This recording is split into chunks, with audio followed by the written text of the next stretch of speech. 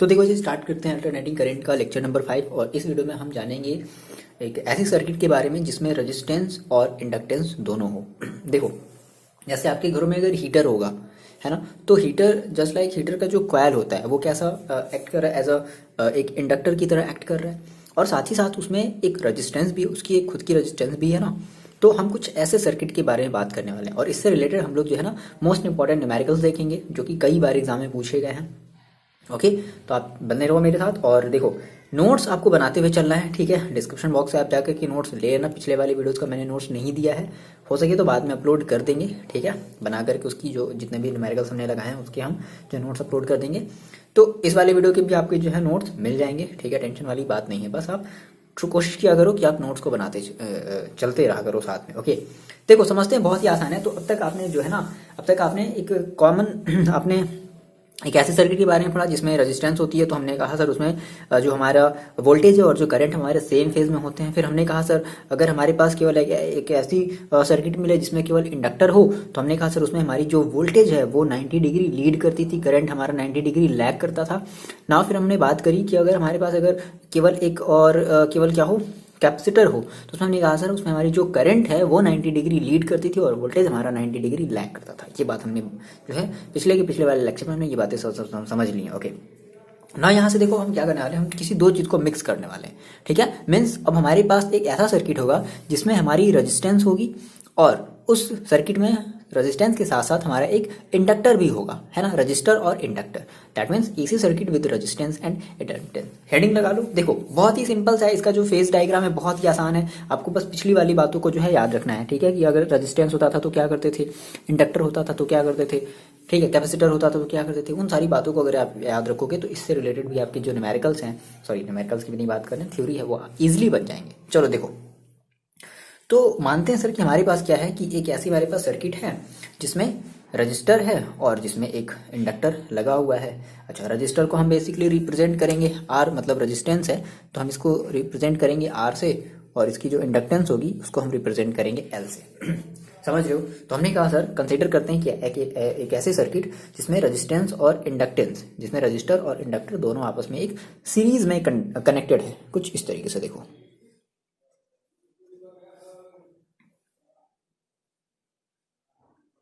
ठीक है, ये चीज इस तरीके से ये क्या है, कनेक्टेड है, ठीक है। और यहाँ पे हमारा देखो, अच्छा यहाँ पे अभी फिलहाल बात की बात करते हैं। यहाँ पे अब हम बात करें, हमने कहा कि मान लेते हैं कि इस रजिस्टर की जो रेजिस्टेंस है वो हमने कहा सर, मतलब देखो इसमें क्या होगी, इसमें एक वोल्टेज होगी। तो हमने कहा सर इसकी जो वोल्टेज है वो वी आर है। बात समझना, हम क्या मान रहे हैं, वी आर मान रहे हैं, ठीक है। इस रजिस्टर की इस रेजिस्टेंस, मतलब इस रजिस्टर में जो वोल्टेज आया होगा वो कितना है, वी आर आया होगा। सिमिलरली इसी तरीके से इस कंडक्टर में जो वोल्टेज आया होगा वो कितना आया होगा, वो वी एल आया होगा। अच्छा अच्छा, एक कॉमन चीज होगी दोनों में, क्या, करंट। दोनों में जो करंट होगी वो क्या होगी, सेम होगी, कॉमन होगी। दैट मीन्स हमने कहा सर आई, ठीक है। और आई इज इक्वल टू हम लोग क्या कहते हैं, आई इज इक्वल टू हम लोग कहते हैं आई नॉट साइन ओमेगा टी। अब बात समझो, यहाँ पे हमारा क्या होगा, यहाँ पे हमारा ई होगा और ई इज इक्वल टू क्या होगा, E naught sine omega T. Omega T वैसे नहीं लिख सकते लेकिन बुक में लिखा हुआ है तो ऐसे मान करके चल रहे हैं, ठीक है। अच्छा, यहाँ पे एक बात ध्यान रखना है कि ये जो ई है ना, ये इन दोनों का कॉम्बिनेशन होगा। वी आर और वी एल का क्या होगा, कॉम्बिनेशन होगा। तो हम ये कहेंगे कि ई इज इक्वल टू क्या, V R plus V L. यहाँ पे थोड़ी सी बात समझना। देखो हमने ये कहा कि ठीक है, हमारे पास एक ऐसी सर्किट थी जिसमें हमारा रेजिस्टेंस, जिसमें हमारा एक रजिस्टर लगा था, जिसमें हमारी एक कंडक्टर लगी थी। उस रजिस्टर में जो वोल्टेज गई वो वी आर हमने मान लिया, उस कंडक्टर में जो वोल्टेज गई उसको हमने वी एल मान लिया। इस तरीके से करके हमने मान लिया, ठीक है। अब बात करते हैं हम अपने फर्स्ट, मतलब इस वाले केस की बात करते हैं। देखो ध्यान समझना, हमने कहा देखो मान लो अगर हम इसकी बात करते हैं, पहले अपने वी आर, ऐसे सोचो कि मान लो आपने कहा सर मेरे पास एक ऐसा सर्किट जिसमें केवल आर होता था, ठीक है। अब स्पेशली हम केवल बस उसको वी से रिप्रेजेंट करते थे, है ना। बट हम यहाँ पे हम उसको वी आर से रिप्रेजेंट कर रहे हैं और इसको हम वी एल से, that is voltage in register और वोल्टेज इन इंडक्टर, ठीक है। और इन दोनों का कॉमन मिलाकर के हम उसको कह रहे हैं ई। समझ रहे हो ना, E is equal to E naught sine omega T, ठीक। तो हमने कहा देखो, हमारा ये जो वी आर है, मतलब एज हम इसको अगर एक फेजर डायग्राम के थ्रू अगर हम रिप्रेजेंट करें तो हम वोल्टेज को और करंट को क्या मानते हैं, वेक्टर मानते हैं। एग्जैक्टली वो होता नहीं है, बस रिप्रेजेंट करने के लिए हमने आपको स्टार्टिंग के ही वीडियो में मैंने आपको बताया था कि इस तरीके से हम रिप्रेजेंट करने के लिए उसको वेक्टर क्वांटिटी मान लेते हैं। तो हमने कहा सर यहाँ से हमारी जो वी आर होगी इस केस के लिए, इस वाले केस के लिए देखो हम बात कर रहे हैं पहले, ठीक है। हमारी जो वी आर होगी वो देखो कितनी होगी, वो वी आर इंटू मतलब that is voltage. V R का सिंपल सा मतलब क्या समझना है, वोल्टेज। भाई कैसा वोल्टेज, तो जो रजिस्टर में जा रहा हो दैट मीन्स वी, ठीक है। तो वी आर अब रजिस्टर में जा रहा है इसलिए हम यहाँ पे वी आर ले रहे हैं, क्लियर सी बात है। हमने कहा कि V R is equal to क्या हो जाएगा, आर इंटू आई होगा। अच्छा, इसको अगर हम वेक्टर फॉर्म में लें, मतलब फेजर डायग्राम के थ्रू अगर हम रिप्रेजेंट करना चाहते हो तो वी आर वेक्टर में और आई भी हमें वेक्टर में लेना पड़ेगा, ठीक है। यानी कि ये हम कह सकते हैं ना कि ये जो वी आर वोल्टेज होगी दैट इज आर आई जो होगा वो इस रजिस्टर के अलॉन्ग जो होगा, ठीक है, मतलब इस रजिस्टर में, इस वाले रजिस्टर में होगा। अच्छा, अब देखो यहां से अगर हमारे पास ऐसा समझो कि इस केस में, मतलब इस रजिस्टर वाले केस में, ठीक है, इस वी आर वाले केस में हमारी जो करंट होगी, ठीक है, करंट होगी दैट मीन्स जो हमारी आई होगी और ये हमारा जो वोल्टेज होगा वो आपस में दोनों क्या होंगे, सेम फेज में होंगे। जैसा कि आपको फर्स्ट वाला केस पता है कि करंट और वोल्टेज इन केस ऑफ सिंग, अगर आपके पास अगर एक सिंपल केवल एक ऐसा सर्किट होता था जिसमें केवल रजिस्टर होती थी तो हम कहते थे वो हमारे सेम फेज में होते थे, ठीक है। तो हमने कहा कि हेंस एज वी नो हम ये लिख देंगे क्या कि ये कह सकते हैं क्या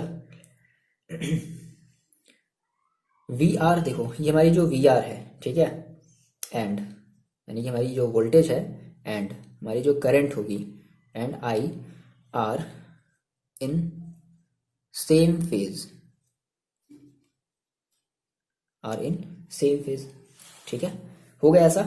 अच्छा, तो अगर देखो सेम फेज में होंगे तो जैसे याद करो कि सेम फेज में हम किस तरीके से बनाते थे, यानी कि हमारी जो करंट होगी, ठीक है, और हमारा जो वोल्टेज होता था वो दोनों क्या होते थे, वो दोनों एक ही डायरेक्शन में होते थे, है ना, मतलब उनके बीच का कोई भी एंगल नहीं होता था। इतनी बात याद है ना।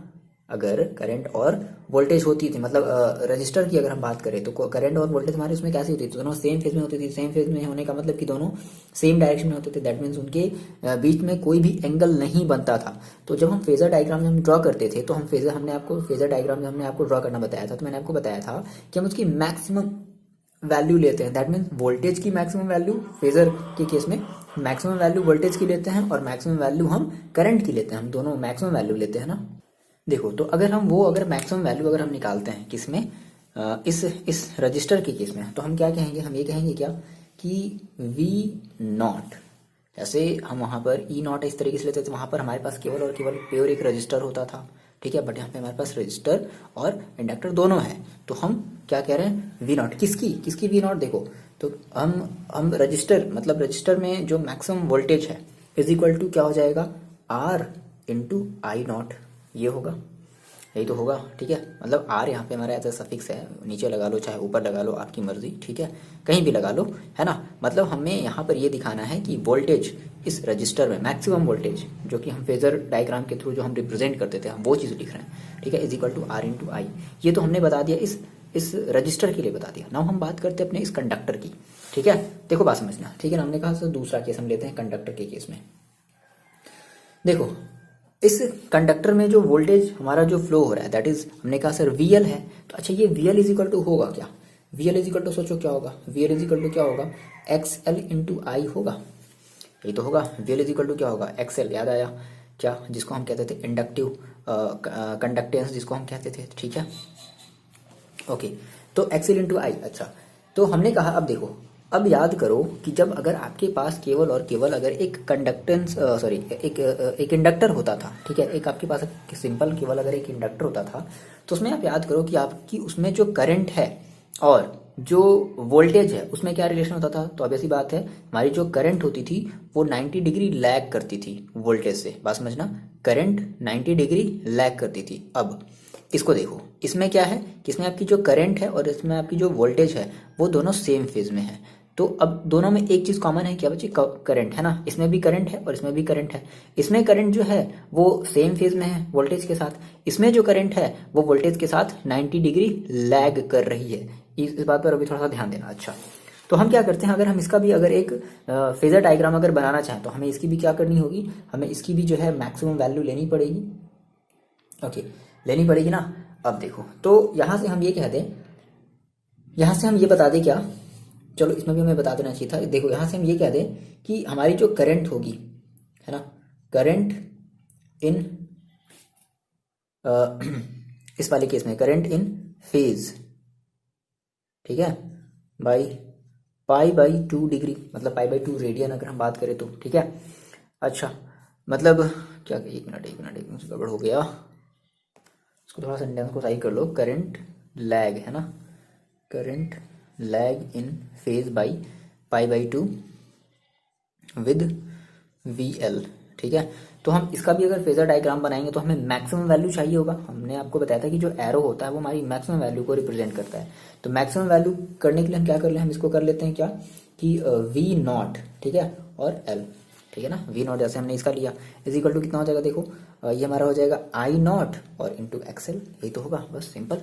अच्छा, अब देखो, अब बात समझो, यहाँ पे दो चीज़ें कॉमन है। आपने कहा कि सर रेजिस्टेंस के साथ हमारी जो करंट है वो से मतलब रेजिस्टेंस वाले केस में हमारी जो करंट है और जो हमारी वोल्टेज है वो सेम फेज में है, बट इंडक्टर वाले केस में हमारी जो करंट है वो वोल्टेज के साथ 90 डिग्री लैग कर रही है। देखो पिछला वाला फिगर देखो, 90 डिग्री क्या कर रही थी, लैग कर रही थी, ठीक है। तो अगर अब हम सर इन दोनों का अगर हम कंबाइन अगर हम एक फेजर डायग्राम अगर बनाना चाहें तो सर कैसे बनेगा, देखो बात समझते हैं।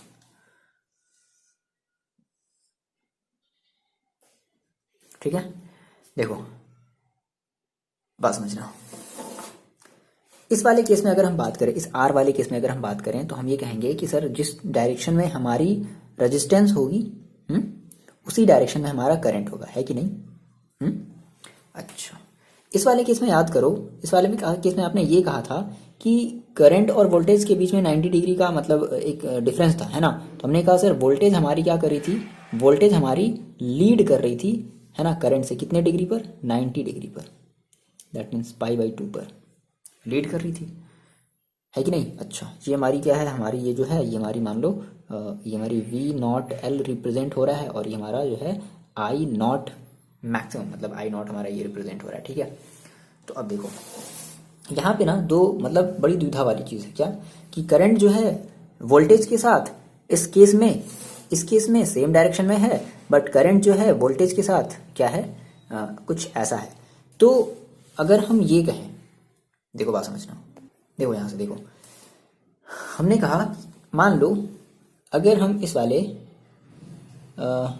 लाइन पर, ठीक है, मान लो हमने कहा कि ये वाली हमारी जो लाइन है वो मान लो हमारी अगर एक रेजिस्टेंस को मतलब रिप्रेजेंट कर रही हो, ठीक है। हमने कहा यहाँ से यहाँ तक की जो डिस्टेंस है वो मान लो R है,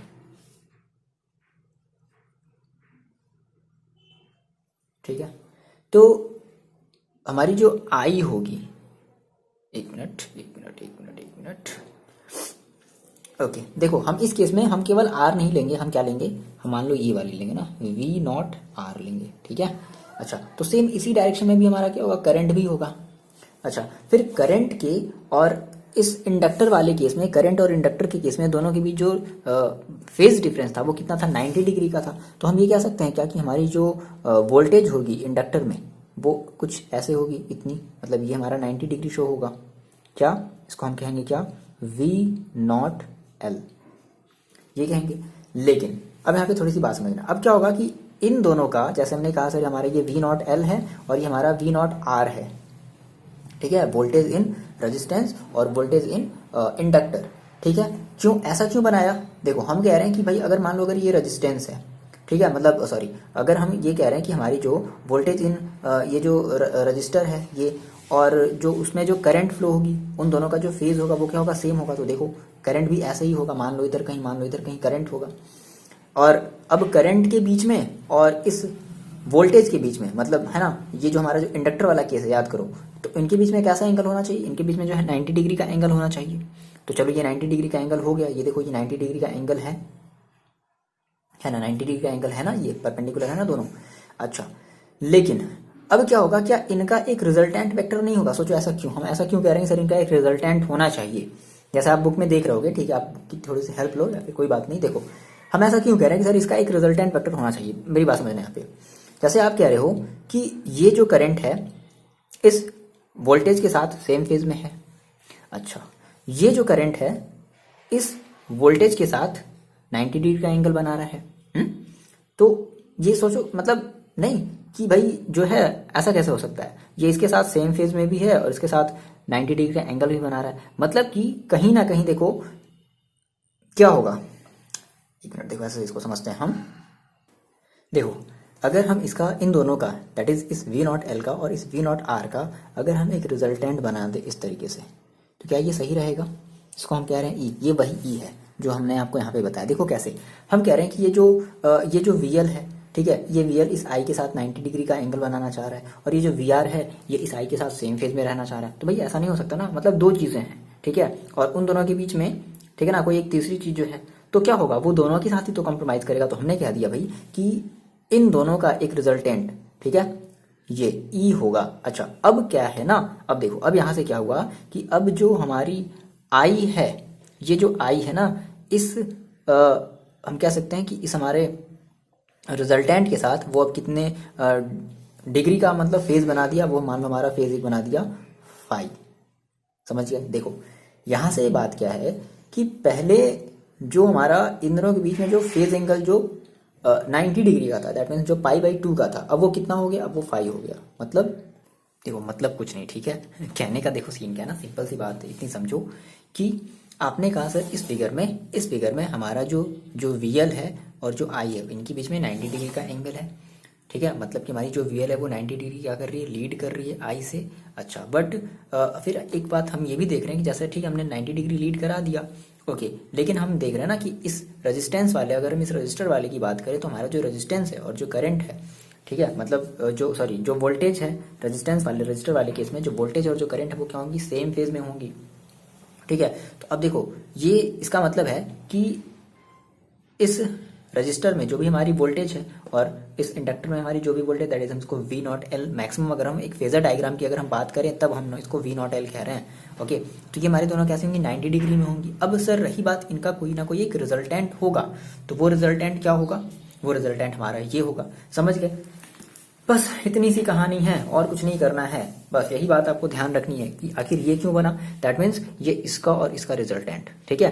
अब वेक्टर में किसी भी वेक्टर में आप किसी भी वेक्टर का जो है रिजल्टेंट कैसे निकालते हो, तो आपको ये अप्लाई करोगे, वो पाइथागोरस थ्योरम याद है, ठीक है ना। तो पाइथागोरस थ्योरम जब आप इसमें जब अप्लाई करोगे तो देखो क्या हो जाएगा, आप ये कहोगे कि ये हमारी जो रिजल्टेंट होगी, देखो ये भी हमारी मैक्स वैल्यू होगी। तो हमने कहा sir E naught square is equal to V naught L square plus V naught R square. ये V नॉट और V naught L V naught R का मतलब समझ रहे हो ना, मतलब मैक्सिमम वैल्यू वो हमारी इंडक्टर में और मैक्सिमम वोल्टेज इन रजिस्टर में, ठीक है ना, ये मतलब है। तो अब देखो यहाँ से आपने V नॉट L की आपने जो है वैल्यू देखो निकाल रखी है, कितनी है, तो E naught square is equal to देखो कितना हो जाएगा, V नॉट L की देखो वैल्यू रख लो कितनी है, I नॉट XL का स्क्वायर और प्लस I नॉट R का स्क्वायर, ठीक है। यहाँ से हमारा जो है I नॉट स्क्वायर जो हो गया बाहर कॉमन, और देखो क्या बचेगा, XL का स्क्वायर प्लस R का स्क्वायर। आधी बात समझ में? चलो यहाँ से जो है हम यहाँ से अगर हम E नॉट अगर केवल ले ले, अगर हम स्क्वायर हटा दे तो देखो क्या बचेगा, तो ये आपके पास बचेगा I नॉट और ये आपका हो जाएगा XL का स्क्वायर। अच्छा एक मिनट मेरी बात समझो, यहाँ पे हम इसका अंडर रूट ले लेंगे, अच्छा देखो है ना, अंडर रूट ले लेंगे ना। अच्छा अब XL इज इक्वल टू और क्या होता है, ओमेगा L, तो हम इस XL की जगह एक मिनट रुको ऐसे भी रख दो, XL का स्क्वायर प्लस R का स्क्वायर, और या फिर हम इसको ऐसे लिख सकते हैं क्या, under root omega square L square और प्लस R स्क्वायर, ये भी तो कर सकते हैं, है ना। तो ये हमारा जो है वो फॉर्मूला आ जाएगा, तो ये फॉर्मूला हम यूज़ करेंगे, अब ये फॉर्मूला यूज़ करेंगे। अब देखो यहाँ से हमारा एक टर्म आया है, दैट इज ये हमारा एक टर्म आया है ना, तो सोचो हम इस टर्म को क्या कहेंगे, जैसे हम ये कहते हैं कि भाई E naught is equal to I naught into R, simple हम ये इस लैंग्वेज में कहते हैं भाई E naught is equal to I naught into R। तो अब ये R देखो क्या है, जस्ट मतलब R यहाँ पे देखो I नॉट का कोफिशिएंट ये है, यहाँ पर I नॉट का कोफिशिएंट R है, तो हम इस पूरे को एज एक रेजिस्टेंस मान सकते हैं। बट अब इस केस में जब हमारे एक सर्किट में जब इंडक्टर और रजिस्टर दोनों लगा हो तो हम रेजिस्टेंस ना बोल करके हम बोलते हैं इम्पीडेंस। वर्ड रखना है याद, क्या? इम्पीडेंस, इम्पीडेंस, ठीक है। Just like a resistor, just like a resistance, ठीक है। तो यहाँ पे हमने ये बता दिया कि वेर हमारा जो omega square L square plus R square है अंडर रूट में, ये हमारी एक इम्पीडेंस है। दैट मीन्स एक रजिस्टर की तरह, एक रेजिस्टेंस की तरह, ठीक है, जो कि क्या करेगी, जो कि करंट के फ्लो होने का अपोज करेगा। यही इम्पीडेंस जो है, दैट मीन्स यही रेजिस्टेंस जो है, ठीक है, उस सर्किट में करंट के फ्लो होने का अपोज करेगा। अब देखो एक मोस्ट इंपॉर्टेंट बात हम आपको यहाँ से देखो बताते हैं। देखो कभी कभी क्या होगा कि कभी कभी जब आप ये फॉर्मूला अप्लाई करोगे न्यूमेरिकल के पर्पज से, देखो हम बता रहे हैं, ठीक है, तो जैसे हमें यहाँ पे जो है ना, हमें जो है मैक्सिमम वैल्यू के, हम यहाँ पर कैसी वैल्यू ले रहे हैं, हम यहाँ पर मैक्सिमम वैल्यू ले रहे हैं। बट कभी कभी मान लो आपको ऐसे भी क्वेश्चन मिलेंगे जिसमें आपको मैक्सिमम वैल्यू नहीं दी रहेगी। जैसे मैंने आपको 3 तरीके की वैल्यू बताई है, एक इंस्टेंटेनियस वोल्टेज बताया है, एक आरएमएस वोल्टेज बताया है, और एक पीक वैल्यू, दैट इज जो हमारी, ये हम जिसको पीक कह रहे हैं, ये हमारी पीक है। तो कभी कभी पीक अगर नहीं देगा, कभी कभी मान लो आरएमएस दे दिया, फॉर एग्जांपल जैसे मान लो कोई एक इक्वेशन दे दिया या फिर कोई एक फिगर बना करके दे दिया, अभी हम डिस्कस करेंगे उसको, क्वेश्चन में डिस्कस करेंगे, ठीक है। तो हम यहाँ पर हम ई आर एम एस भी रख सकते हैं, बस कंडीशन क्या है कि यहाँ पे हमने जो आई नॉट रखा है तो यहाँ पे भी हमें आई आर एम एस ही रखना पड़ेगा, बाकी अंदर वाला सेम वैसे ही होगा, एक्सएल का स्क्वायर प्लस आर का स्क्वायर। ये बात आप थोड़ी सी ध्यान में रखोगे, ठीक है। अगर कभी ऐसा होता है तो, ठीक है, क्वेश्चन में अगर कोई भी ऐसा दिया तो हम ई नॉट की जगह अगर हम ई आर एम एस अगर ले रहे हैं तो फिर हमें आई नॉट की जगह पे ऑब्वियस ही बात है यार, आई आर एम एस भी लेना ही पड़ेगा, ठीक है। आ रही बात समझ में? अच्छा, एक चीज़ और है, इंपॉर्टेंट चीज़ यहाँ से है कि हम इस चीज़ को, यानी कि हमारे ये जो ई नॉट है ना, ये जो हमारा ई नॉट है, इसको हम, इस पूरे टर्म को, हमारी ये जो इम्पीडेंस है, इसको हम लोग जेड से भी रिप्रेजेंट करते हैं। किससे रिप्रेजेंट करते हैं? जेड से। That means I naught Z, और इसी जेड को हम लोग कहते हैं इम्पीडेंस। बस इतनी सी बात है ना, जहाँ पे आप ये जेड बता सकते हो कि where Z is equal to, directly आपसे पूछेगा कि फाइंड द इम्पीडेंस, ठीक है, दैट मीन्स जेड, तो कितना हो जाएगा, XL square plus R square, या फिर हम कह सकते हैं under root omega square L square plus R square, ये हमारी जेड की वैल्यू होगी। क्लियर है? देखो ये बातें, ठीक है। यहाँ पे इसमें देखो कंफ्यूज नहीं होना बच्चे, है ना। यहाँ पर आप, हम समझ रहे हैं कंफ्यूज हो रहे हैं, कुछ नहीं करना है। आप सबसे पहले ये देखो कि अगर मान लो आपके पास अगर इंडक्टर होता केवल, तो क्या बनाते, वी एल, और हम ये कहते हैं कि करंट के बीच में हम जो है 90 डिग्री का एंगल रखते। तो भाई अगर अब फिर उसी करंट को देखो रेजिस्टेंस के साथ देखो, तो आपने कहा सर हमारी जो करंट और रेजिस्टेंस हमारी सेम फेज में होती, मतलब हमारी जो वोल्टेज और current in case of register same phase में होती है। तो चलो हमने भी जो है यहाँ से यहाँ तक वैल्यू हमने आर ले ली, मतलब वोल्टेज वाली, मतलब रजिस्टर वाली हमने यहाँ से यहाँ तक वैल्यू हमने वी आर ले ली, ठीक है। अच्छा, तो अब देखो, अब ये सेम फेज में है दोनों, समझ में आ रही बात। अब ये यहाँ पे 90 डिग्री बना रहा है, ये जो है सेम फेज में रखना चाहता है, तो अब इनका एक रिजल्टेंट होगा जो दोनों के बीच में होगा। सिंपल है ना, तो इधर ना तो इधर, भैया चलो बीच में आ जाओ, है ना। दोनों की बात जो है इसने मान ली। आ रही बात समझ में? तो यही हमारा क्या है, ये हमारा इसको हम कहेंगे रिजल्टेंट वोल्टेज। ओके, देखो अब इसके बेसिस पे हम लोग बात करते हैं कुछ क्वेश्चंस की।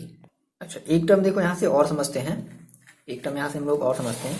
सर आपने कहा कि आपने ये जो फाई बनाया, ठीक है, ये जो आपने जो फाई बनाया है, तो हम इस फाई को कैसे जो है कैलकुलेट करेंगे। बड़ा ही सिंपल सा फॉर्मूला हम एक देखने वाले हैं।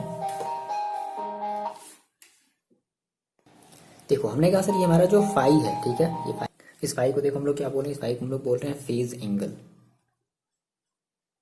क्या बोल रहे हैं भाई, फेज एंगल बोल रहे हैं। अभी फेज एंगल सर निकाला कैसे? सेम भाई, आप अपना साइन कॉस टेन आप अपना अप्लाई कर सकते हो, ठीक है। देखो अगर आप इसमें टेन, अगर मान लो अगर आप इसमें अप्लाई करते हो, इसमें अगर आप टेन अगर अप्लाई करते हो ना, आपने कहा सर टेन फाई, तो as we know tan phi is equal to होता है क्या है, परपेंडिकुलर अपॉन बेस।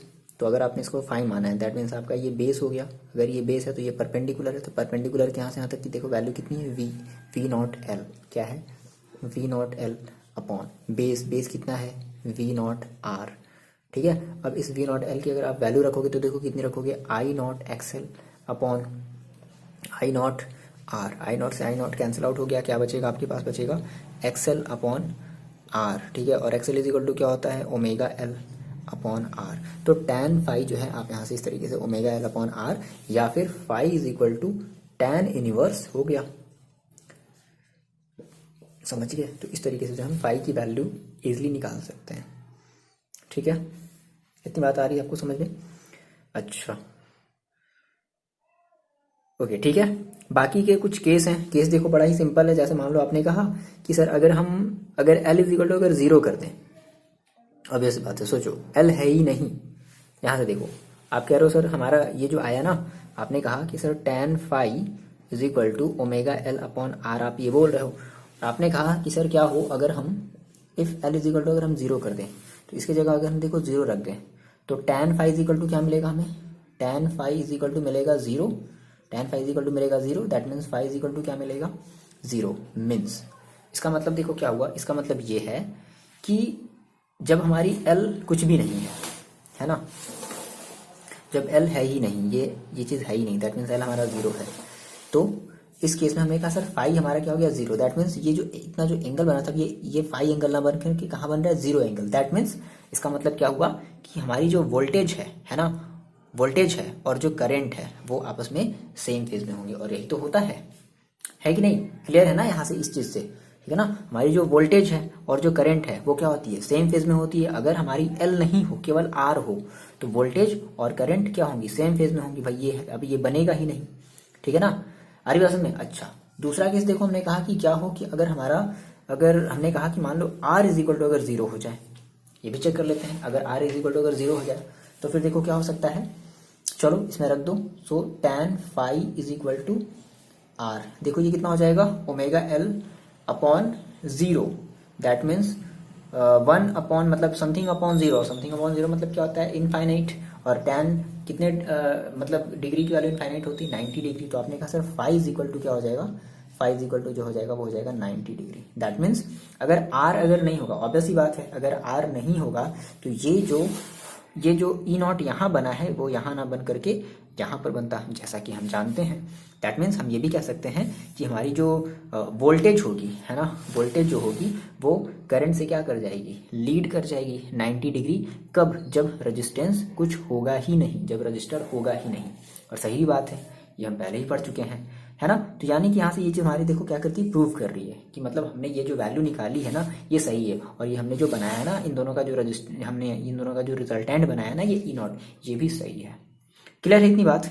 ठीक है ना, हम लोग बात करते हैं देखो अब अपने न्यूमेरिकल्स की।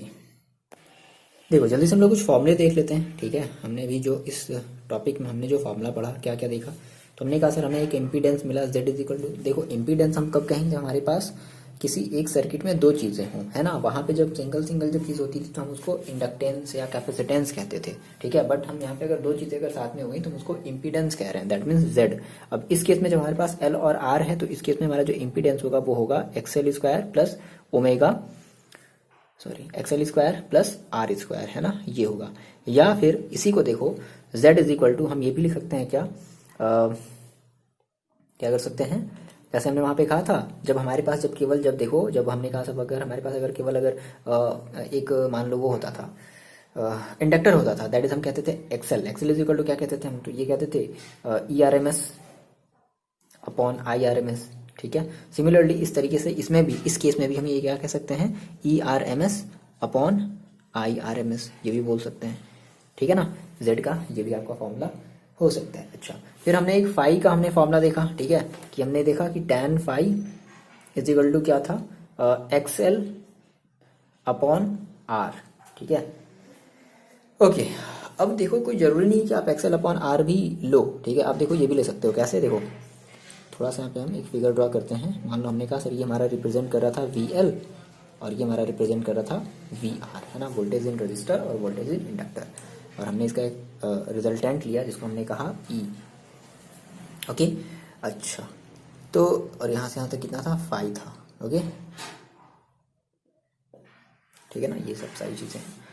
देखो अगर हम मान लो अगर हम यहाँ से अगर कॉस लेते हैं, कॉस फाई अगर लेते हैं, तो कॉस फाई का देखो कॉस इज इक्वल टू होता है क्या? कॉस इज इक्वल टू होता है, cos theta is equal to होता है बेस अपॉन हाइपोटेनस, है ना।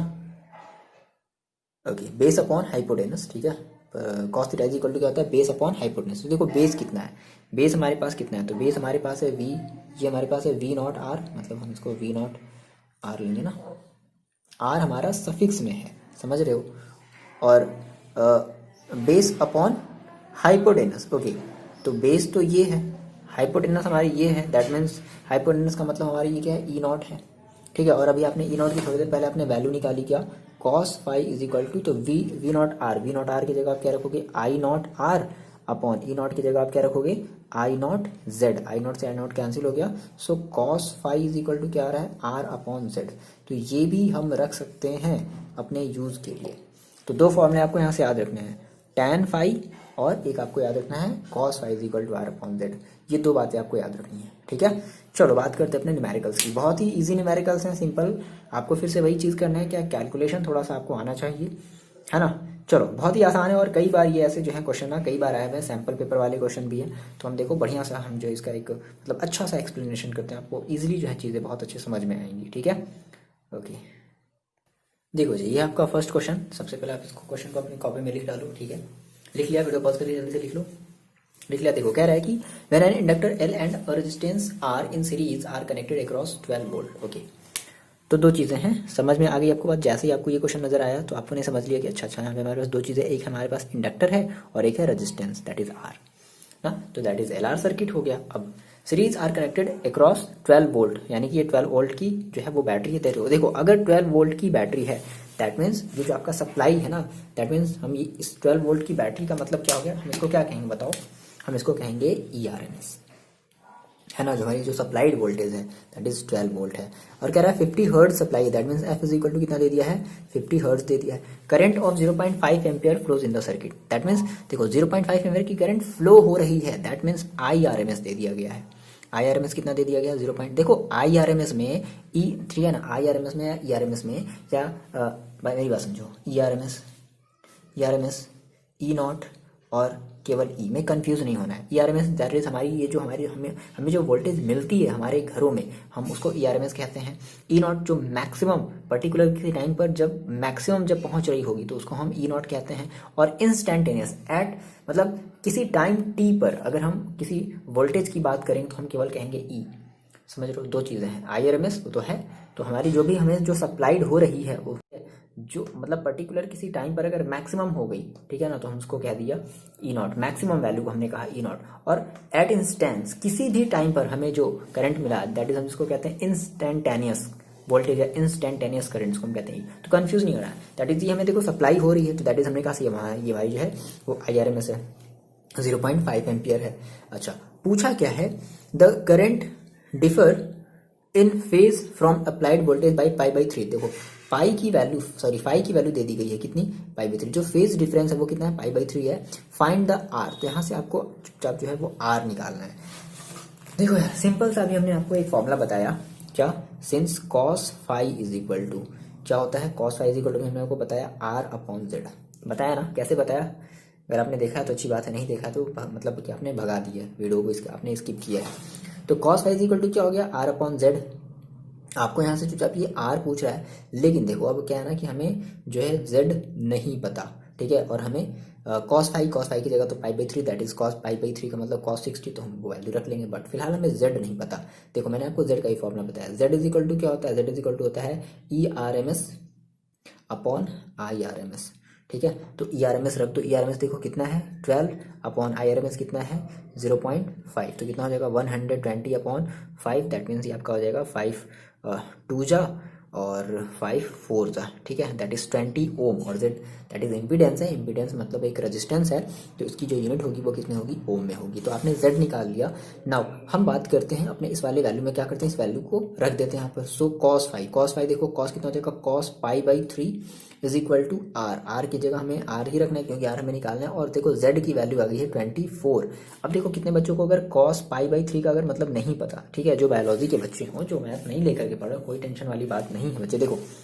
देखो पाई बाई जो हमारी 3 है ना, ये हमारी रेडियन है ना। तो हम क्या करते हैं, इसको पहले डिग्री में कन्वर्ट करते हैं। तो क्या करना होता है, किसी भी जैसे आपने कहा मेरे पास पाई बाई 3 है, ये हमारी रेडियन में है, देखो दिया भी गया ना कि पाई बाई 3 रेडियन क्वेश्चन में। देखो अब आप इसको अगर डिग्री में कन्वर्ट करना चाहते हो ना, तो क्या करना पड़ता है, इसमें देखो हमें 180 बाई पाई से मल्टीप्लाई करना पड़ता है। सिंपल, रेडियन से डिग्री में जाना है तो 180 बाई पाई से मल्टीप्लाई कर देते हैं।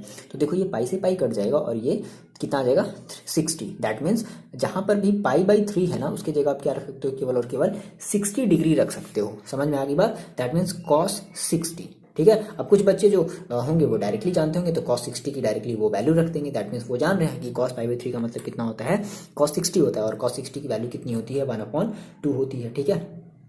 तो कितना रख दिया जाए, 1/2 इज इक्वल टू R/24 हो जाएगा। सो फाइनली यहाँ से ये कट जाएगा कितना, ये 1 मतलब सॉरी 12। तो देखो R इज इक्वल टू कितना हो जाएगा, 12 ओम।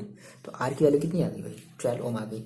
कितना आसान था, ये कई बार आपका जो है क्वेश्चन आया हुआ है एग्जाम में। इंपॉर्टेंट क्या है, ये फॉर्मूला और ये फॉर्मूला, ठीक है ना। मैंने आपको जो भी बताया है, मैंने आपको इसको एक्सप्लेन करके बताया है, ठीक है ना। अगर आपने भगा दिया होगा तो फिर आपकी गलती है।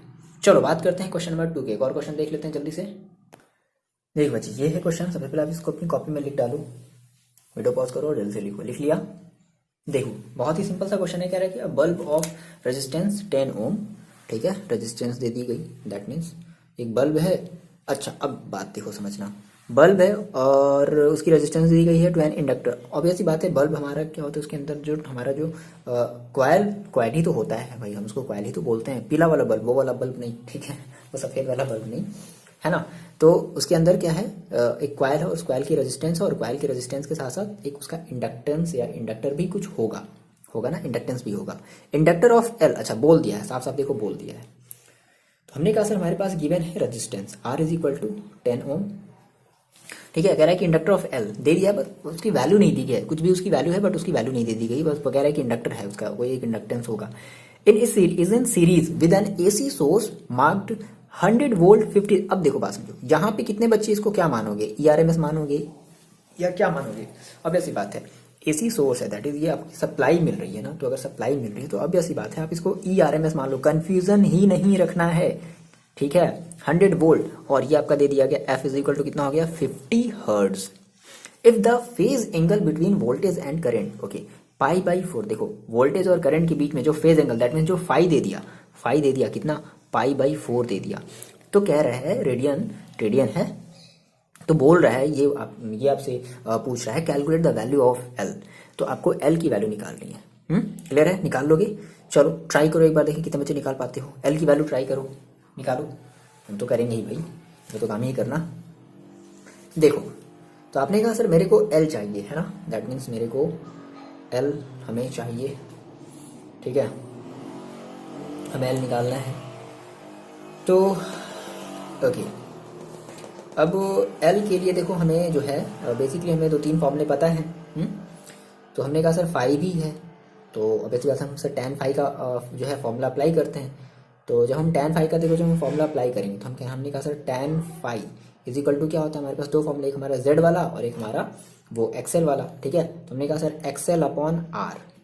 तो देखो हमें आर पता है इसलिए हम आर वाला फॉर्मूला अप्लाई कर रहे हैं, एक्सएल वाला फॉर्मूला अप्लाई। अच्छा एक्सएल की जगह देखो क्या आ जाएगा, तो एक्सएल की जगह हम ओमेगा एल रख सकते हैं, ये एल सफिक्स में है और ये एल यहाँ पर इनटू में है, अपॉन आर। अब ओमेगा तो दिया नहीं है, तो ओमेगा की जगह हम ये रख सकते हैं 2πf into L upon are. अगली बात सुनिए, सो आपसे यहाँ से पूछा क्या, एल पूछा है, इस एल को आप यहीं पर छोड़ दो। तो आपने कहा सर एल को हम ही छोड़ देते हैं, इस आर को इधर भेज दिया, that means R into tan phi upon 2πf हो गया। चलो रख दो, आर की वैल्यू देखो कितनी है, 10 into tan phi, that means tan phi का मतलब tan pi by 4 upon 2 into pi की वैल्यू कितनी रखनी है, 3.14 इंटू एफ की वैल्यू रखनी है, दी गई है 50। सॉल्व कर लो, कितना आ जाएगा, ये आपका जो है कट जाएगा 5 टाइम से, और tan पाई बाई 4 की वैल्यू कितनी होती है 1। वही बात मैंने आपको बताई। चलो कितने बच्चे देखो आप कन्वर्ट कर लोगे ना, पाई बाई 4 है, पाई बाई 4 का मतलब क्या करना है, 180 बाई पाई से मल्टीप्लाई करना है। तो पाई से पाई कैंसिल और ये आपका आ जाएगा कितना, 4 4 जा 4 5 जा 20, दैट मीन्स 45। और tan 45 की वैल्यू कितनी होती है बच्चे 1। tan 45 की tan pi by 4 means 1, that means tan pi by 4 का मतलब tan 45 और tan 45 की वैल्यू होती है 1। तो 5 इंटू 1 दैट इज 5 हो गया, और ये अपॉन हो गया, इसका आप मल्टीप्लाई कर दो 3.14 इंटू 50, ठीक है। आप इसको सॉल्व कर लो, आपका जो है आंसर आ जाना चाहिए। आगे आंसर कितना आ रहा है, ये आपका आना चाहिए 0.0318 हेनरी, ठीक है। चलो बात करते हैं क्वेश्चन नंबर 3, इंपॉर्टेंट क्वेश्चन। ये सारे के सारे इंपॉर्टेंट है ना, यहाँ पे एल कर लेना, ठीक है, यहाँ पर आप एल कर लेना है ना, यहाँ से हमने एल को यहाँ पर छोड़ा है ना, और आर को हमने इधर भेजा, सॉरी यहाँ पर थोड़ा मिस्टेक हो गया, एल को यहाँ पर आप ऐसे कर लेना। चलो बात करते हैं क्वेश्चन नंबर 3 की। देखो बच्चे, ये मोस्ट इंपॉर्टेंट क्वेश्चन है, बढ़िया सा एक प्यारा सा क्वेश्चन है, ठीक है। इससे रिलेटेड आपकी कई सारे क्वेश्चन है पीडीएफ में आपको मिल जाएंगे, ठीक है ना। बट इस पहले क्वेश्चन को आप ध्यान से समझो, ध्यान समझो। इसी क्वेश्चन को कई तरीके से घुमा घुमा करके कई बार पूछा गया है, ठीक है। एक दूसरा क्वेश्चन आप लगाओगे इसी के बेसिस पर। देखो कह रहा है कि ये बोल रहा है a coil when connected across 10 volt DC current, ठीक है भाई। हमारे पास एक कॉइल थी that is L, connected across a 10 volt DC supply, DC supply से कनेक्ट हुआ है, ध्यान रखो DC supply not AC, DC supply, draws a current of 2 ampere, तो वो जो है ना 2 एम्पियर की करंट निकालता है, ड्रॉ करता है, ठीक है। When it connected with 10 volt 50 hertz AC, अब क्या किया गया कि सेम उसी कॉइल को, same coil draws a current of 1 ampere, मतलब सेम उसी कॉइल को फिर एक AC सोर्स से कनेक्ट किया गया, जिस समय उसकी जो वोल्टेज थी दैट इज ERMS 10 वोल्ट था, फ्रीक्वेंसी 50 हर्ट्ज थी, तब उस केस में जो करंट देखा गया कॉइल का वो 1 एम्पियर आया। अच्छा, इस वाले केस में 2 एम्पियर की है, इस वाले केस में 1 एम्पियर की, ध्यान समझना। कह रहा है कि एक्सप्लेन, ये बोल रहा है explain why it draws laser current in second case. Obvious सी बात है भाई, देखो इसमें 1 एम्पियर, दैट मीन जब ये एसी से जब कनेक्ट हुआ ना तो ये 1 एम्पियर की करंट जो है ड्रॉ करने लगा, और जब ये डीसी से कनेक्ट था तो ये 2 एम्पियर की करंट ड्रॉ करता। तो ऐसा क्यों है, रीजन क्या है इसका। कह रहा है कि explain why it draws laser current in second case and determine the self inductance of coil, और हमें फिर उसका सेल्फ इंडक्टेंस दैट इज हमें एल भी बताना है। देखो मेरी बात ध्यान समझो बच्चे, देखो बहुत आसान है, कितना आसान है। देखो यहाँ पे फर्स्ट केस ये पूछ रहा है कि चलो बताओ ऐसा रीजन क्या है कि डीसी वाले में ये 2 एम्पियर की करंट ड्रॉ कर रहा है और एसी वाले में 1 एम्पियर की करंट ड्रॉ करता है। कोई बात नहीं, देखो हमने कहा सर फॉर डीसी, ठीक है, हम पहले बात डीसी की कर लेते हैं। तो देखो डीसी के लिए देखो क्या दिया, V इक्वल टू कितना दिया, देखो 10 वोल्ट दे दिया है, और जो करंट है I जो है वो 2 एम्पियर की दे दी गई है। तो ऐसा करो आप यहाँ से R निकाल लो, है ना, डीसी का R निकाल लो। तो आपने जब इस डीसी करंट का जब आपने R निकाला, डायरेक्ट करंट का जब आपने R निकाला, तो कितना R इज इक्वल टू क्या हो जाता है, V upon I, that means 10 upon 2, that means 5 ओम। चलो अच्छा, सेम अब आप आ जाओ फॉर AC के लिए। अब देखो AC एयर कंडीशनर नहीं, अल्टरनेटिंग करंट, ठीक है। हाँ जी, ठंडी में कहाँ भी AC चलाओगे। अब देखो तो आपने कहा सर अगर हम बात करते हैं AC की, तो अब AC के लिए देखो कह रहा है कि 10 वोल्ट, यानी कि दैट इज आपकी ये ERMS है, ERMS इक्वल टू कितना दे दिया, 10 वोल्ट दे दिया, और ये क्या दे दिया 50, दैट इज आपकी ये जो 50 है ना, दैट इज आपकी दे दी गई फ्रीक्वेंसी 50 हर्ट्ज। तो कह रहा है कि हमें जो करंट मिला दैट मीन्स हमें जो IRMS मिला वो कितना मिला, वो हमें मिला 1 एम्पियर। इसका रीजन बताओ ऐसा क्या है। तो ऐसा करो, देखो अब कॉइल है, कॉइल की एक रेजिस्टेंस है, तो अब हम क्या करते हैं, हम इस कॉइल का इम्पीडेंस निकाल लेते हैं। क्या निकालते हैं, इम्पीडेंस। तो हमने कहा sir impedance is equal to, ठीक है, जिसको हम कहते हैं क्या, Z। तो Z इज इक्वल टू, देखो हमने कहा सर ERMS अपॉन IRMS, ठीक है। ERMS की वैल्यू रखो, देखो कितनी है ERMS की वैल्यू देखो कितनी है 10 अपॉन IRMS की वैल्यू कितनी है 1, दैट मीन्स कितना आ गया 10 ओम। अब आपको यहाँ से पता चल गया।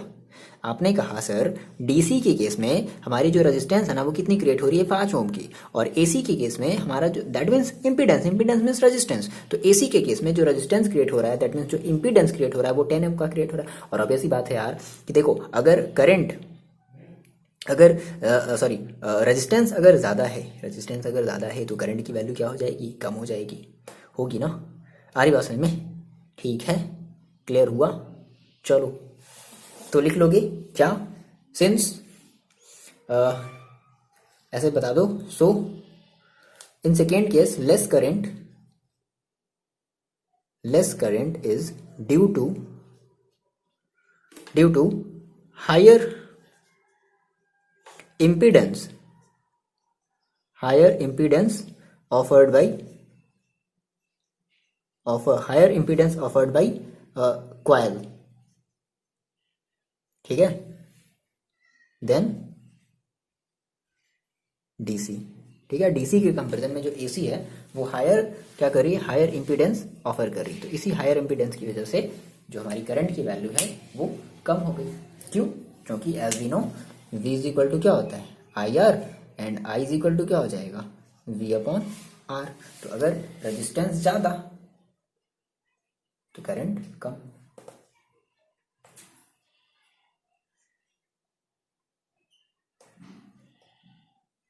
ठीक है, मजा आया। चलो चलो, यहाँ तक तो आपने कर लिया। अच्छा, अब यहाँ से एक चीज़ और देखो बोल रहा है, एक चीज़ यहाँ से और कह रहा है। ये क्या कह रहा है भाई, क्या बोल रहा है, why it draws lesser current, ठीक है, and determine the self inductance. Okay, that means आपको अब एल भी निकालना है। चलो, तो हमें सर एल चाहिए। अब एल के लिए देखो हमें क्या क्या पता है, हमें जो है जेड पता है, हमें जो है ई आर एम एस पता है, हमें आई आर एम एस पता है, हमें एफ पता है, हमें निकालना है एल। ओके, तो एल देखो, एल बेसिकली आता है किसमें, सबसे पहले ऐसे सोचो, एल आता किसमें, एल आता है एक्सेल में। क्या होता है एक्सेल इज इक्वल टू, आप हम ये कहते हैं XL is equal to 2 pi F L, ये कहते हैं ना। तो अब देखो पाई की वैल्यू देखो दे रखी है। अब पाई की वैल्यू खुद से अपने आप से नहीं रखनी है, पाई की वैल्यू यहाँ पर ये दी गई है, ये खुद बोल रहा है कि पाई इज इक्वल टू इतना रखना है। तो भाई अगर एग्जाम में अगर दिया है तो ऐसे ही रखोगे, अपने मन का मत रख देना, नहीं दिया है तो फिर आप रखो 3.14 है। तो पाई की वैल्यू देखो हमें पता है, एफ की वैल्यू पता है, और ऐसे करते हैं यहाँ से एक्सेल निकाल लेते हैं। निकाल सकते हैं एक्सेल, बड़े सर आसानी से निकाल सकते हैं। हमें जेड पता है, अच्छा हमें जेड पता है, और साथ ही साथ हमें देखो रेजिस्टेंस भी पता है ना, क्लियर है।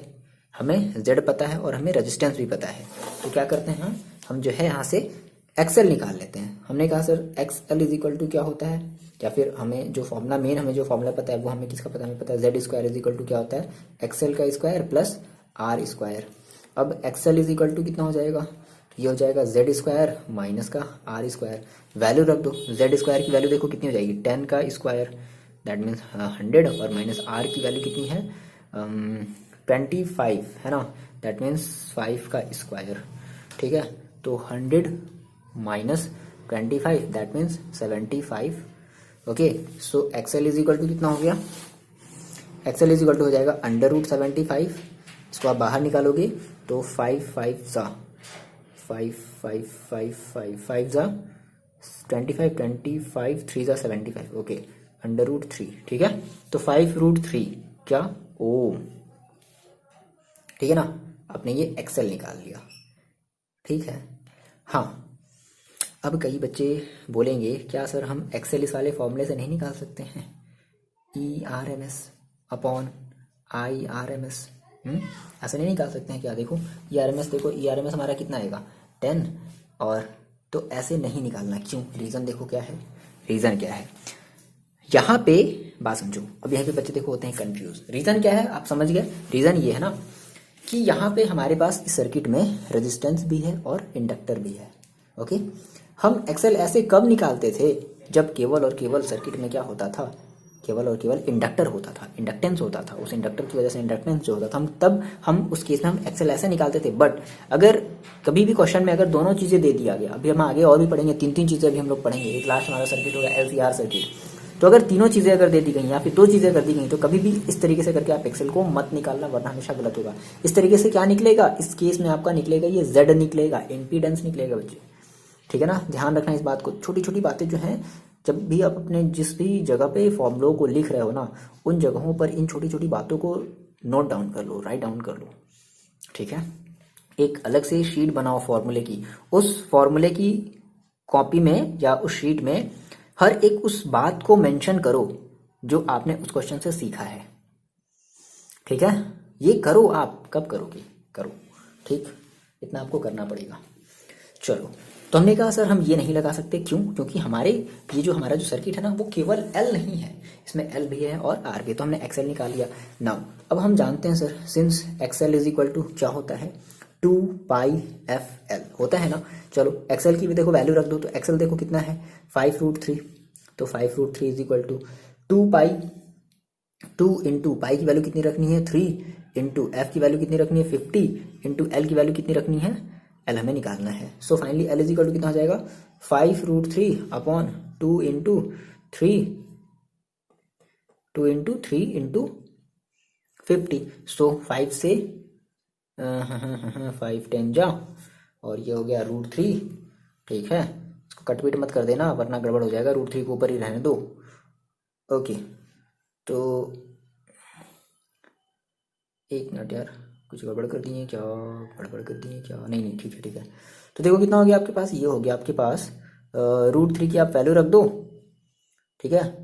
तो इसको आप जब सॉल्व कर लोगे ना इस पूरे को, √3/2 × 2 × 3 × 10, तो आपकी इसकी जो वैल्यू है वो आएगी 0.0288 अप्रॉक्स।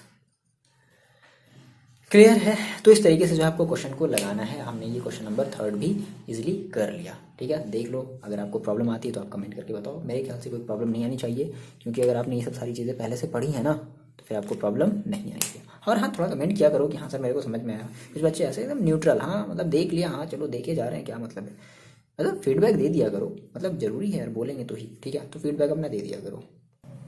देखो ये हमारा क्वेश्चन नंबर 4 बजे, देखो क्या कह रहा है कि an 80 volt 800 watt heater is to be operated on 100 volt and 50 hertz supply. ठीक है, मतलब दो चीज़ें देखो दी गई, बताते हैं इसका क्या मतलब है। कह रहे हैं कि calculate the inductance of choke required. देखो चोक का देखो मतलब क्या होता है, चोक मीन्स ऐसा समझ लो कि करंट को रोकने का काम यहाँ पर हो रहा है। ठीक है, चोक मीन्स एक ऐसी हम कह सकते हैं एक ऐसी डिवाइस है जो हमारी करंट को, हायर फ्रिक्वेंसी या लोअर फ्रिक्वेंसी ऑफ करंट को क्या करती है, रोकने का काम करती है। दैट इज हम उसको चोक कहते हैं।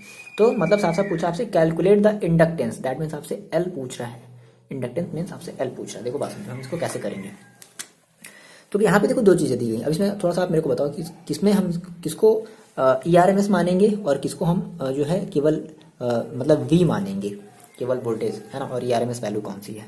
चलो थोड़ा सा बताओ। कह रहा है कि ऑपरेटेड ऑन 100 वोल्ट, यानी कि जो हीटर है जो ऑपरेट हो रहा है ना, वो 100 वोल्ट पर ऑपरेट हो रहा है। 100 वोल्ट पर ऑपरेट होने का मतलब है, दैट मीन्स हमारा ये दे दिया गया है, ये हमारी दी गई है V कितना, 80 वोल्ट। ठीक है, और हमारा जो ERMS है ना, वो दे दिया गया है कितना, 100। ठीक है, अच्छा अब ये देखो 800 वॉट है, 800 वॉट का मतलब पावर है, that means P equal to दे दिया गया है कितना, 800 वॉट। ठीक है, और फ्रिक्वेंसी दे दी गई है कितनी, 50 हर्ट्ज। ओके, और हमसे पूछ रहा है, हमसे L की वैल्यू जो है पूछ रहा है, L हमें निकालना है, और ऐसी बात है। देखो इस तरीके के क्वेश्चन जो हम लगा चुके हैं, कैसे करेंगे थोड़ा सा आप गेस करो, वीडियो को पॉज करके थोड़ा सा एक बार ट्राई करो, है ना, कर लिया ट्राई।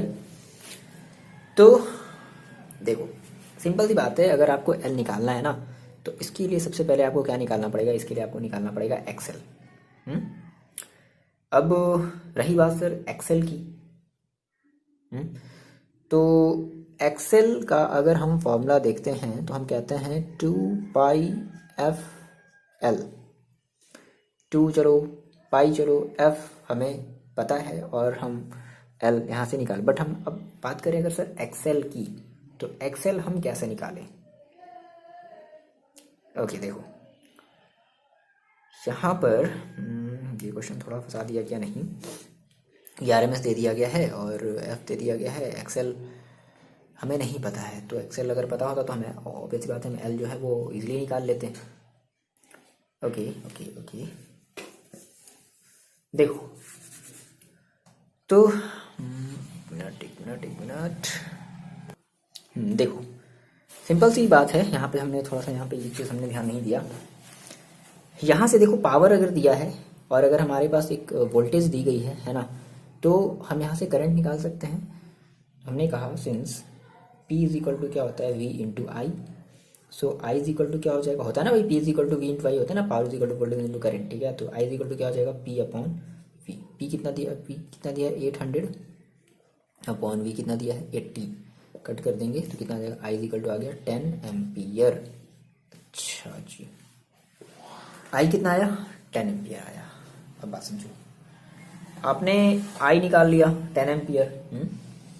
अच्छा, तो अगर आपने I निकाल लिया तो क्या आप R भी निकाल सकते हो।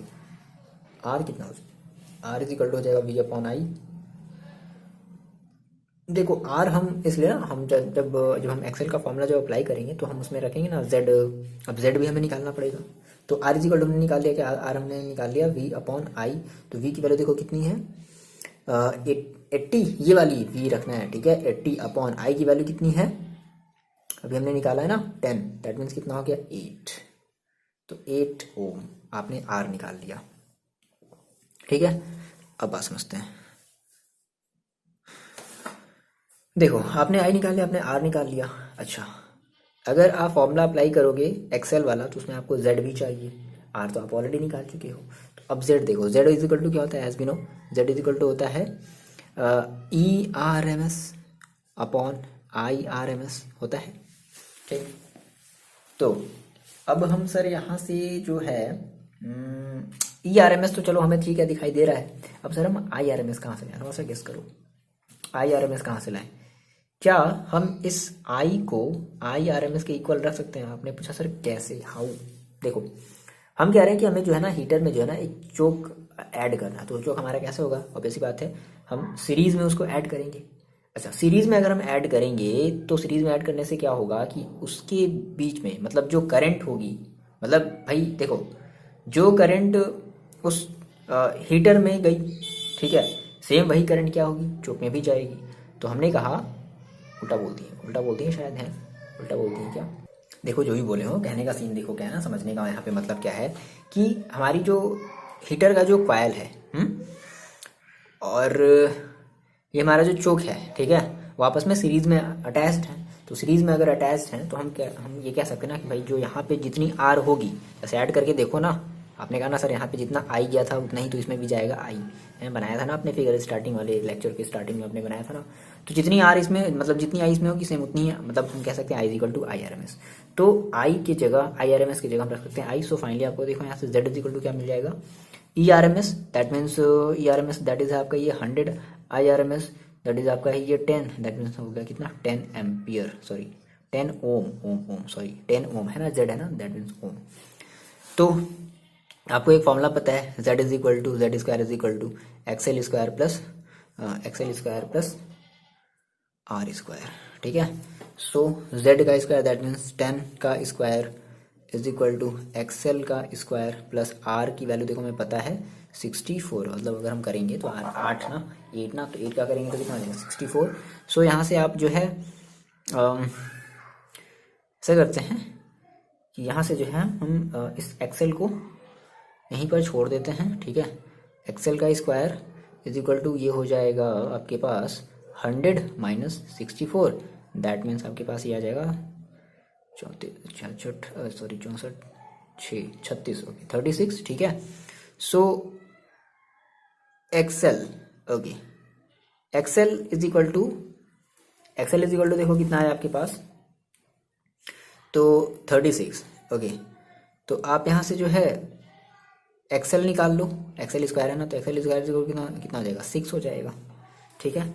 अब as we know XL is equal to देखो क्या होता है, since XL is equal to हम एक्सएल की वैल्यू रख देते हैं कितनी 2 pi F L is equal to 6। तो यहाँ से आपको एल निकालना है 6 अपॉन 2 पाई एफ, 6 की वैल्यू रखो 6 अपॉन 2 इंटू पाई की वैल्यू रखो 3.14 इंटू एफ की वैल्यू रखो 50। अब इसको आप सॉल्व कर लो, इतना तो आप सॉल्व कर लोगे, ठीक है। कितना आया अप्रॉक्स, कितना आ रहा है आपका, चलो पहले आप लिखो कितना आ रहा है, वीडियो पॉज करके जल्दी से आप ट्राई करो एक बार। 0.019 हेनरी ये आना चाहिए, ठीक है। तो ये आपका हो गया क्वेश्चन नंबर 4। देखो जी ये है आपका क्वेश्चन नंबर 6, ठीक है। ये एक सर्किट दे दिया गया है, जैसा कि हमने स्टार्टिंग में ही हमने इससे रिलेटेड हमने जो है डेरिवेशन देखा था, है ना। और देखो न्यूमेरिकल्स ही आते हैं, ठीक है, वो भले ही ना आए डेरिवेशन ना आए, ठीक है, उसका ग्राफ जो है और इसके न्यूमेरिकल्स इंपॉर्टेंट है। तो ये एक सर्किट दे दिया गया, कह रहा है कि ये current of 2 ampere is flowing in the LR circuit. इस LR सर्किट में हमारी एक 2 एम्पियर की करंट जो है फ्लो हो रही है और फ्लो होनी बंद हो गई, देखो, ठीक है। तो आते हैं वापस पे अपने क्वेश्चन पे। एक हमारी करंट जो है वो फ्लो हो रही है 2 एम्पियर की, है ना, और कह रहा है कि find the voltage across AC and impedance of circuit, okay. तो आपको वोल्टेज निकालना है across AC source and impedance निकालना है सर्किट की, दैट मीन्स आपको जो है Z की वैल्यू निकालनी है और आपको वोल्टेज दैट मीन्स VRMS निकालना है। देखो तो जो चीज़ें पहले गिवन हम उसको गिवन कर लेते हैं। हमने कहा सर गिवन है मेरे पास क्या 2 ampere is flowing in the LR circuit, that means IRMS ये दे दिया है, कितना दे दिया है IRMS 2 एम्पियर, है ना। और अब आपको यहाँ से क्या करें, find the voltage across, that is आपको VRMS निकालना है। देखो याद करो कुछ इस टाइप का सर्किट था, जैसे हमने जब स्टार्टिंग में हमने जब इस LR सर्किट जो हमने जब पढ़ना स्टार्ट किया था तो हमने कहा था VRMS is equal to under root, हम ये कहेंगे क्या, देखो हम डायरेक्टली ये लिख सकते हैं V L square plus V R square. बोलो ये चीज़ V R in case of V R M S है ना। और देखो हमें यहाँ से ये डायरेक्टली वैल्यू किसकी दी गई होती है, वी आर एम एस की, सॉरी वी एल स्क्वायर की, मतलब सॉरी वी एल की, और ये किसकी दी गई होती है, वी आर की। याद करो स्टार्टिंग का जो हमारा जो जस्ट स्टार्टिंग का जो टॉपिक था, हमने जो सर्किट जो हमने बनाया था, हमने कहा था ये हमारी यहाँ से यहाँ तक ये वी आर है, यहाँ से यहाँ तक हमारी ये वी एल है, इस तरीके से हमने कहा था ना। ठीक है, जो भी हमने पहले लिया हो, जो भी हमने फर्स्ट लिया हो, ठीक है। तो ये हमारी वैल्यू है किसकी, वी एल की, और ये हमारी है वी आर की। तो देखो यहाँ से क्या निकल जाएगा, V R M S is equal to under root V L की वैल्यू रख दो, दैट मीन्स 240 का होल स्क्वायर। इसको सॉल्व कर लो आप, और ये हो जाएगा आपके 100 का होल स्क्वायर। तो कितना आ जाएगा, ये आपका आ जाएगा 24 है, तो इसका स्क्वायर देखो कितना हो जाएगा, 24 576 576 डबल ज़ीरो लगा लो, और प्लस ये हो जाएगा 1 00 00। ठीक है, ओवरऑल इसको सॉल्व करो तो देखो कितना मिलेगा, ये आपको मिलेगा, एक मिनट कहाँ है, देखो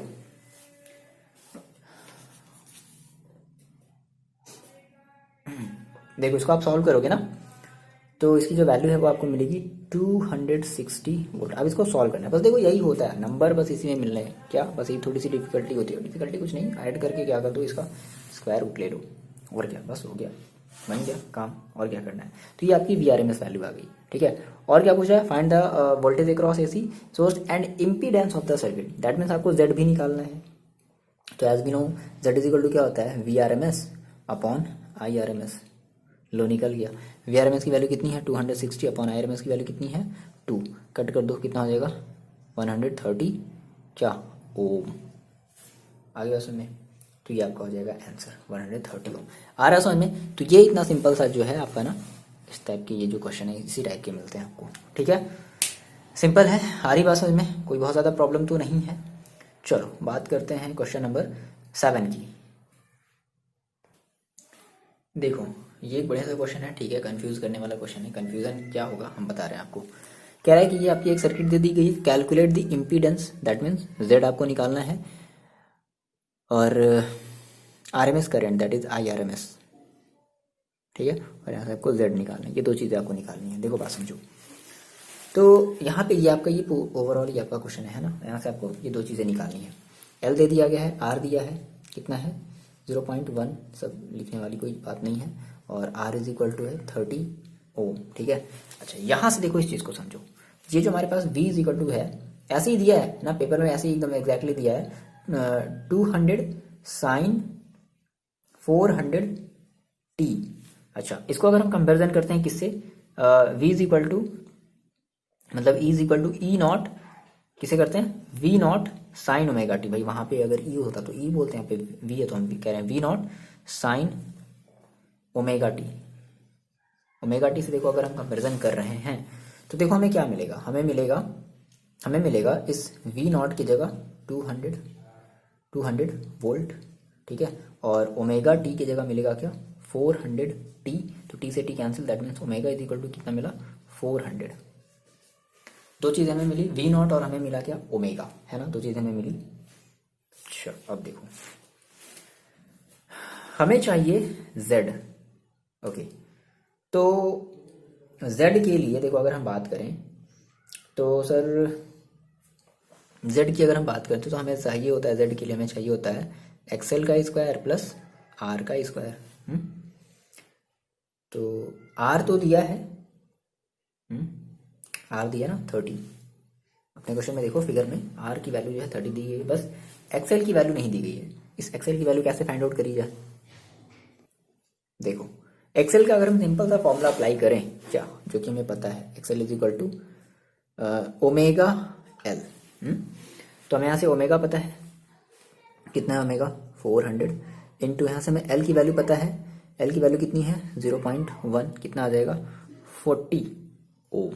बोलो आएगा ना, आपको एक्सेल पता चल गया। ओके, तो फाइनली आप यहाँ से Z निकाल सकते हो, Z इज इक्वल टू कितना हो जाएगा अंडर रूट एक्सेल का स्क्वायर, दैट मीन्स 40 का square plus R square, that means 30 का स्क्वायर। ठीक है, कितना आ जाएगा, आप इसको सॉल्व करोगे, हम डायरेक्टली कर ले रहे हैं, इतना ज़्यादा टाइम मतलब आप कर लोगे, ठीक है। अब यार ये सब सारी चीज़ें, ठीक है ना, आप सब चीज़ों में आप मत बोला करो सर पूरा सॉल्व किया करो यार, ये सब चीज़ें बताओगे आप कमेंट करके, हाँ सर ठीक है, जरूरी नहीं है ये सब। मतलब क्या है, मतलब क्या ही हम बोल रहे हैं। देखो दैट इज इक्वल टू 40 का स्क्वायर प्लस 30 का स्क्वायर, तो इसको आप सॉल्व करेंगे तो इसका आपका आंसर जो है वो आना चाहिए 50 ओम। ये आ रहा है तो अच्छी बात है, नहीं आ रहा तो आप कहीं मिस्टेक कर रहे हो। चलो तो आपने Z निकाल लिया, बट आपसे यहाँ पे एक चीज़ और पूछ रहा है क्या, IRMS।